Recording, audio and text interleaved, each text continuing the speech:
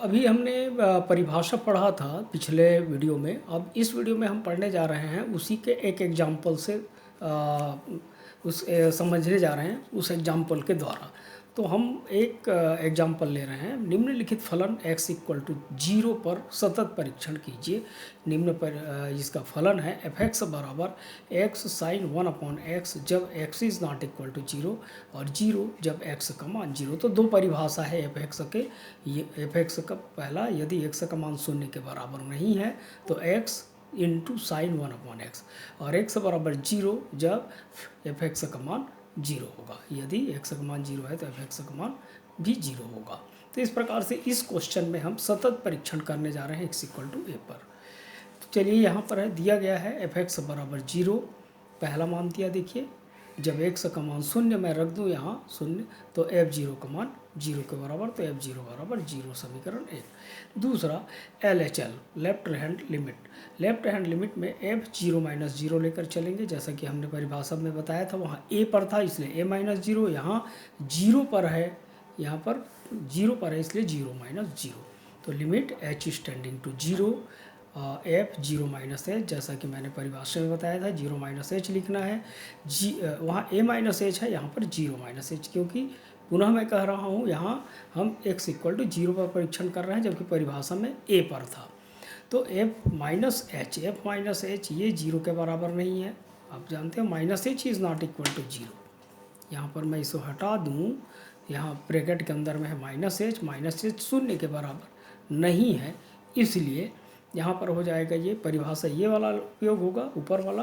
तो जहाँ x है वहाँ पर हमारे पास है माइनस h, जहाँ पर इसमें x है यहाँ पर माइनस h, तो जहाँ जहाँ x है वहाँ माइनस h रख दूँ तो ये minus h sine 1 minus h, minus h sine 1 minus h।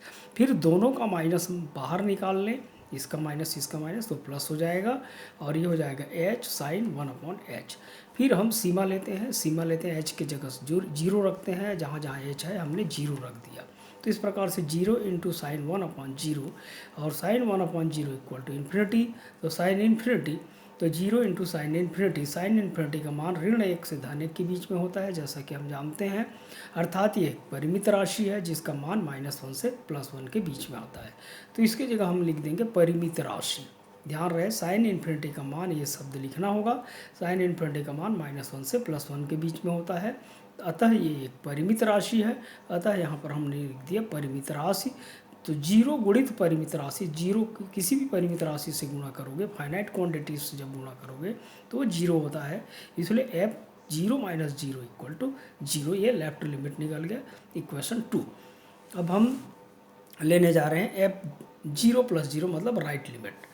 तो इसमें फिर परिभाषा के हिसाब से लिमिट h टेंडिंग टू 0 और f(0 + h), यहाँ पुनः h जो है वो नॉट इक्वल टू 0 है। जब h नॉट इक्वल टू 0 है तो पुनः परिभाषा में दो परिभाषा है, नीचे और ऊपर, तो ऊपर वाला परिभाषा आ जाएगा। तो जहाँ जहाँ हमने फिर x है वहाँ h रख दिए, तो h इंटू साइन 1/h। फिर से हम लिमिट लिए, जहाँ जहाँ h है वहाँ 0 रख दिए, तो ये हो जाएगा पुनः साइन इन्फिनिटी का मान हम जानते हैं, पुनः एक परिमित राशि है तो 0 गुणित परिमित राशि बराबर फिर 0। तो समीकरण 1, समीकरण 2, समीकरण 3 से स्पष्ट है तीनों बराबर है, अतः यह फलन x इक्वल टू 0 पर सतत है। उसी को हमने यहाँ लिख दिया समीकरण 1, 2, 3 से f(0 माइनस 0, f(0 + 0) ये 0 के बराबर है, अतः फलन x इक्वल टू a पर सतत है।